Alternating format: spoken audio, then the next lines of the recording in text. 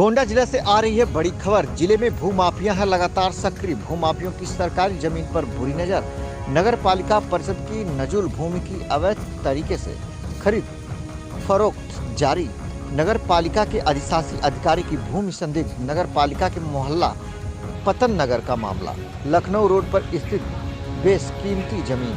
पूर्व चेयरमैन ने लगाए ईओ पे गंभीर आरोप। सीएम व अपर मुख्य सचिव को लिखा पत्र। मामले में निरपेक्ष जांच। नगर में जमीन का प्रकरण है और जमीन जिसका खाता संख्या 83 और 84/2 है, जो लगभग 7 बीघा और 19 बिस्वा ये ज़मीन है मौके पर।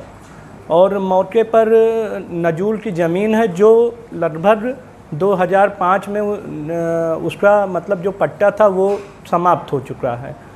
उसके बाद अधिशासी अधिकारी द्वारा जिला अधिकारी जी को 2 मई 2018 को एक पत्र लिखा जाता है और उसमें ये जिला अधिकारी को बताया जाता है कि इसकी अवधि समाप्त हो चुकी है और अब वो जो ज़मीन है वो सरकारी भूमि है और उसको सरकार द्वारा जिला अधिकारी द्वारा सरकार द्वारा अपने कब्जे में ले लिया जाए और लेने के बाद उसकी नीलामी कराई जाए और नीलामी कराने के बाद जो उससे धन अर्जित होता है उसको सरकारी कोष में जमा कर दिया जाए। उसी जो है 4/9/2020 को अधिशासी अधिकारी श्री विकास सैन जी मतलब लिखते हैं जिला अधिकारी को ही संबोधित करके और वही चीज़ दोबारा दोहराते हैं उनसे कि इस ज़मीन को अपने कब्जे में लेके इसको सरकारी उसमें जमा कर लिया जाए।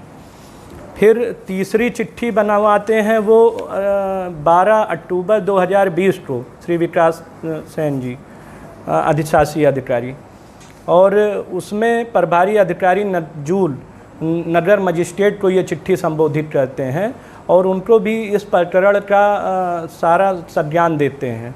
उसके बाद 22 मार्च 2021 को श्री विकास सिंह सेन जी से उप निबंधक यहाँ रजिस्ट्रार उनसे पूछते हैं और पूछने के बाद उनसे पूछा जाता है कि इसमें क्या है तथ्य।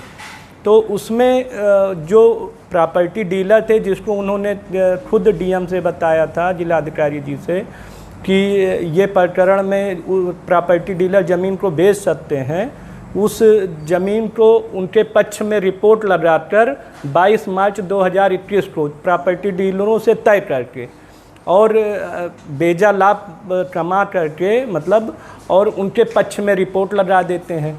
उसमें वहीं के सभासद और कुछ माननीय के द्वारा मिलके और उसको बैनामा कराया जाता है। बैनामा उसमें 3-4 हो चुके हैं और उसको धीरे धीरे बेचने का प्रयास कर रहे हैं। इसको लिखी है नगर विकास मंत्री को लिखी है, मुख्य सचिव को लिखा है और आज मैं नगर विकास मंत्री जी से समय लिया हूँ और मिलने भी जा रहा हूँ।